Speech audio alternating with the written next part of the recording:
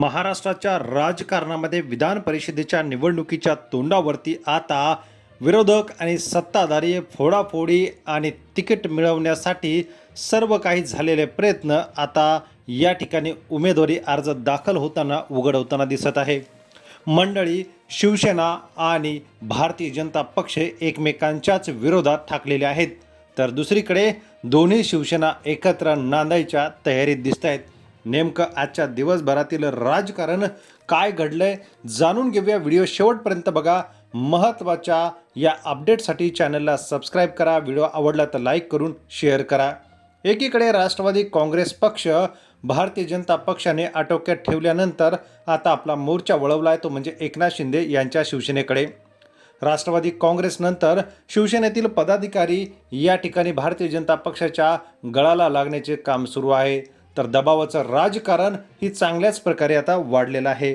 मंडळी, विधान परिषदेची निवडणूक या ठिकाणी भारतीय जनता पक्षाने सर्वात मोठा पक्ष आम्ही असल्यामुळे सर्वात जास्त जागा भाजपने घेतलेल्या आहेत, तर एकनाथ शिंदे यांच्या चांगल्याच पदाधिकारी मंत्र्यांच्या तोंडघशी मात्र पानं पुसायचं काम झालेलं आहे. भारतीय जनता पक्षाचं राजकारण आता हळूहळू एकनाथ शिंदे यांच्या आमदार, खासदार आणि मंत्र्यांना कळू लागलेलं आहे.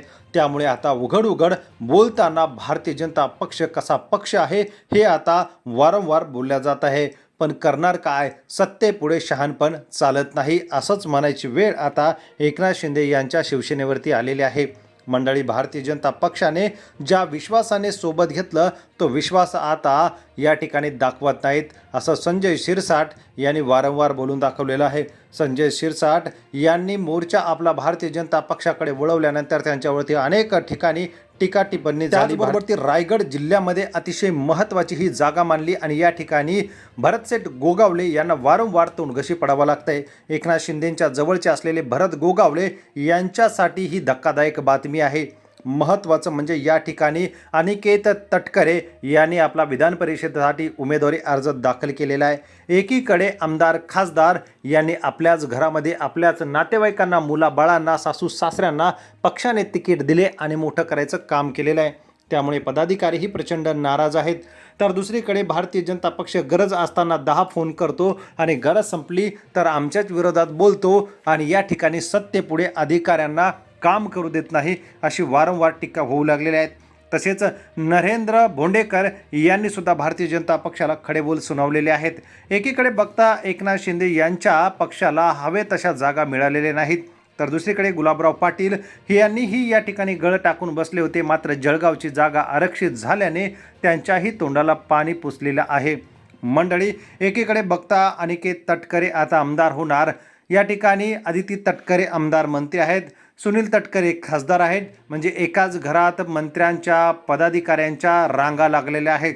दुसरीकडे अनिकेत तटकरे यांनी राष्ट्रवादी काँग्रेस पक्षाला महायुतीमध्ये जागा मिळवून या ठिकाणी महेंद्र थोरवे असतील, भरतसेठ गोगावले असतील, यांच्या पक्षाला मात्र या ठिकाणी कुरघोडीचं राजकारण केलेलं आहे. याचमुळे रायगड जिल्ह्यामध्ये नाराज झालेले खालापूर तालुका प्रमुख संदेश पाटील यांनी आपल्या पदाचा राजीनामा दिलेला आहे, तर जिल्हा संघटक संभाजी जगताप यांनीही पदाचा राजीनामा दिलेला आहे. त्याचबरोबर ती जिल्हा उपप्रमुख यांनी आपल्या पदाचा राजीनामा देत तटकरेच्या विरोधात आपण काम करणार असं त्यांनी स्पष्ट केलेलं आहे. ज्यांच्या विरोधात आपण लढायचं आणि पक्षाने आयत्या वेळेला त्यांचंच काम करायला लावायचं हे चालणार नाही. राष्ट्रवादीन भाजपच्या पुढे आम्ही शरण जाणार नाही, असं या पदाधिकाऱ्यांनी म्हटलेलं आहे. तर जळगावची जागा आरक्षित झाल्याने गुलाबराव पाटील यांच्या स्वप्नांवरती या ठिकाणी नांगर फिरलेला आहे. मंडळी, प्रत्येकजण आपल्या मुलांना या राजकारणात आणण्यासाठी ही संधी साधत होता, मात्र या ठिकाणी सुनील तटकरे यांनी बाजी मारली. मात्र शिवसेनेचे 4 प्रमुख मंत्री आणि नेत्यांना या ठिकाणी तोंडघशी पडावं लागलेलं आहे. त्यामुळे एकनाथ शिंदे यांच्या शिवसेनेने भाजपवर निशाणा साधत भाजपने आता हे राजकारणच्या पद्धतीने चालू केलेलं आहे. मुंडकं छाटायचं काम म्हणजे जिल्हा परिषद आणि स्थानिक निवडणुका यामध्ये भाजपने वरचढपणा दाखवलेला असल्याचं अब्दुल सत्तार यांनी म्हटलेलं आहे. मंडळी, खरंच भारतीय जनता पक्ष एकनाथ शिंदे यांच्या शिवसेनेला वरचढ ठरत आहे का? कमेंट बॉक्समध्ये कमेंट करा.